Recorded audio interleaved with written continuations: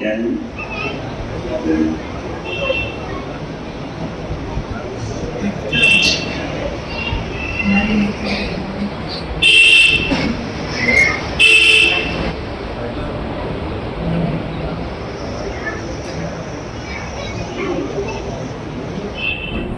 نحمده ونستعينه ونستغفره ونؤمن به ونتوكل عليه ونعوذ بالله من شرور أنفسنا ومن سيئات أعمالنا من يهده الله فلا مضل له ومن يضلله فلا هادي له وأشهد أن لا إله إلا الله وحده لا شريك له وأشهد أن سيدنا ونبينا ومولانا محمدا عبده ورسوله صلى الله تعالى عليه وعلى آله وأصحابه وذرياته وبارك وسلم تسليما كثيرا كثيرا. أما بعد، أعوذ بالله من الشيطان الرجيم. بسم الله الرحمن الرحيم. يا أيها الناس اتقوا ربكم الذي خلقكم من نفس واحدة وخلق منها زوجها وبث منهما رجالا كثيرا ونساء واتقوا الله الذي تساءلون به والأرحام. وقال تعالى: يا أيها الذين آمنوا اتقوا الله حق تقاته ولا تموتن إلا وأنتم مسلمون. وقال تعالى: يا أيها الذين آمنوا اتقوا الله وقولوا قولا سديدا يصلح لكم أعمالكم ويغفر لكم ذنوبكم ومن يطع الله ورسوله فقد فاز فوزا عظيما. وقال النبي صلى الله عليه وسلم: النكاح من سنتي. وقال عليه الصلاة والسلام: إني أتزوج النساء فمن رغب عن سنتي فليس مني.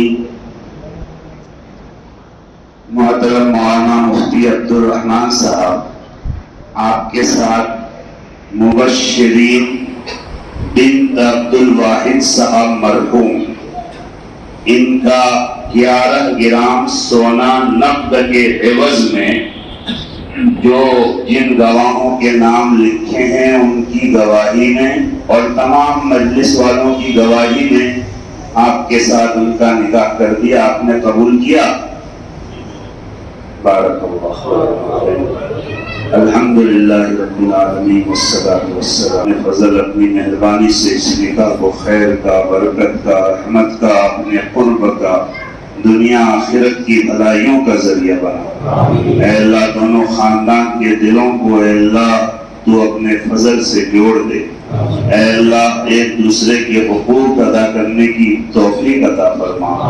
اے اللہ جس طرح تو نے ہمارے آقا و مولا اور ماں عائشہ صدیقہ رضی اللہ عنہا کے درمیان، ہمارے آقا اور ماں خدیجہ رضی اللہ عنہا کے درمیان، حضرت موسیٰ اور حضرت صفورہ کے درمیان تو نے معدد محبت پیدا کی تھی. اے اللہ اسی طرح کی محبت اے اللہ یہاں بھی اے اللہ زوجین کے اندر پیدا فرما دے. اے اللہ اس نکاح کو اے اللہ مفتی صاحب کے لیے بھی اے اللہ اور ان کی اہلیہ محترمہ کے لیے بھی خیر کا، برکت کا ذریعہ بنا. اے اللہ ان کے بچوں کے لیے بھی خیر کا، برکت کا ذریعہ بنا. اے اللہ ان کے گھر کو حسن و خوبی سے آباد ہونے کا ذریعہ بنا. اے اللہ ہر طرح سے تو تمام لوگوں کے دلوں کو جوڑ دے. اے اللہ ہر طرح کے تفرقہ ٹوٹنے سے اے اللہ تو حفاظت فرما. اے اللہ تو اپنے فضل سے اس گھر میں بھی جوان لڑکی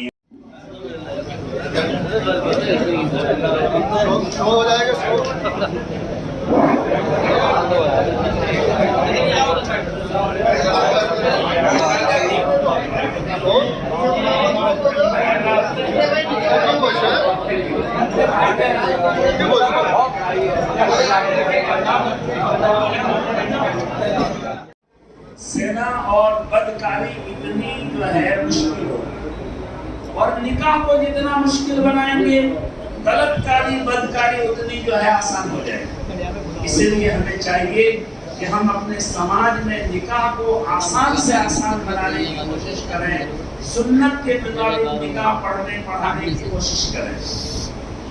اسی طرح اللہ کے نبی صلی اللہ علیہ وسلم نے جو بڑھاپے میں جو ہے تقریباً 10 شادیاں کی ہیں، ان میں ایک کنواری حضرت عائشہ صدیقہ رضی اللہ عنہا کی، باقی اکثر بیوہ تھی، سبھی بیوہ تھی حضرت عائشہ کے علاوہ۔ اور آپ نے بعض بیواؤں سے نکاح اس لیے کیا تھا کہ ان کے گھرانے پر ایک بڑی مصیبت آ پڑی، داماد کا انتقال ہو گیا، ان کا اسلام کے لیے بہت بڑا کارنامہ تھا، بڑی قربانیاں تھیں، تو آپ نے اس کا بدلہ چکایا۔ آپ ان لوگوں کو تسلی دینے کے لیے آپ نے ان کے گھر کی بیوہ عورت سے نکاح کر لیا۔ اس لیے ہمارے سماج میں بہت جگہ بیواؤں کے نکاح میں لوگ عار سمجھتے ہیں۔ بہت مرتبہ جوانی میں شوہر کا انتقال ہو جاتا ہے، وہ بیچاری پوری جوانی جو ہے بیوہ بن کر گزارتی ہے، اور سماج والے، رشتہ دار، میں کے سسرال والے کوئی اس کی فکر نہیں کرتے کہ ہم ان کی کہیں شادی کرا دیں۔ ہمیں سوچنا چاہیے کہ ہمارا عالم اگر جوانی کا ہو اور ہمارے ساتھ بیوی نہ ہو، یا ہمارے کسی بہت قریبی بچی کا معاملہ ایسا ہو کہ ان کی جوانی بغیر شوہر کے گزرے، تو کیا مشکلات پیش آئیں گی، ان کی راتیں کیسے کٹیں گی، ہمیں خود تصور کرنا چاہیے، سوچنا چاہیے۔ اس لیے بیواؤں کو شادی کرانے کا رواج بھی ڈالنا چاہیے۔ اگر بیوہ جوان ہے تو ان کی ضرور شادی کرانے کی سماج کو کوشش کرنی چاہیے۔ یہ بہت بڑا نیک کام ہے، کار خیر ہے، اللہ کے نبی صلی اللہ علیہ وسلم کی بڑی سنت ہے۔ اسی طرح بہت سے علاقوں میں یہ بھی رواج ہے کہ اگر بیوی کا انتقال ہو گیا تو اب رشتہ دار ان کی دوسری شادی کو بہت عیب سمجھتے ہیں۔ بہت مرتبہ گھر کے لوگ نہیں چاہتے کہ دوسری شادی ہمارے گھر کے گارجین کریں، وہ بہت مرتبہ یہ بھی سوچتے ہیں کہ دوسری شادی کریں گے، بچے ہوں گے، مال میراث میں ہمارے حصہ دار بن جائیں۔ یاد رکھیے، ہر آدمی کو مال اور دنیا کی چیزیں مقدر کے مطابق ملتی ہیں، کوئی آ کر کسی کا بٹوارا نہیں کرتا، ہر ایک اپنے اپنے مقدر کے ساتھ جو ہے دنیا میں آیا ہے، اور کسی بھی گھر میں جائے گا تو اپنے مقدر کے ساتھ جائے گا۔ اس لیے بیوی کی جتنی ضرورت جوانی میں ہوتی ہے، اس سے زیادہ ضرورت بڑھاپے میں ہوتی ہے۔ جوانی میں آدمی اپنا کام بہت سب خود کر لے گا، پھر بڑھاپے میں کچھ ایسے کام ہوتے ہیں کہ بچے نہیں کر سکتے، بچیاں نہیں کر سکتی، اور دوسرے رشتہ دار وہ کام نہیں کر سکتے، وہ بیوی ہی کر سکتی ہے۔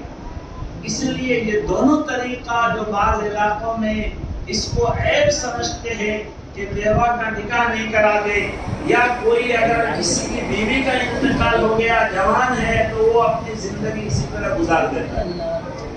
ہمارے گاؤں میں ایک آدمی جوان ہے، ان کے 3-4 بچے ہیں، وہ بھی جوان ہیں، لیکن یہ بھی بہت بوڑھا نہیں ہوا ہے، ابھی جوانی ہی کا عالم ہے، صحت مند ہے، طاقتور ہے۔ وہ شادی کرنا بھی چاہا، ان کے گھر والے اتنی مخالفت کیے کہ ان کو ہمت نہیں ہوئی دوسری شادی کرنے کی۔ اب ان کو پوری زندگی اسی طرح گزارنی بغیر بیوی۔ یہ طریقہ بھی صحیح نہیں ہے، یہ اسلامی طریقہ نہیں ہے۔ ہمارے آقا و مولا جناب محمد رسول اللہ صلی اللہ علیہ وسلم اور اسلام کا طریقہ یہ ہے کہ بیوہ کو بھی جلدی شادی کرا دینی چاہیے۔ اللہ کے نبی اپنی بیوہ بچی کی شادی کرائیں۔ آپ کتنی بیوہ عورتوں سے خود شادی کی، اور اسی طرح جو ہے بیوی کا انتقال ہو جائے تو آدمی دوسری شادی کر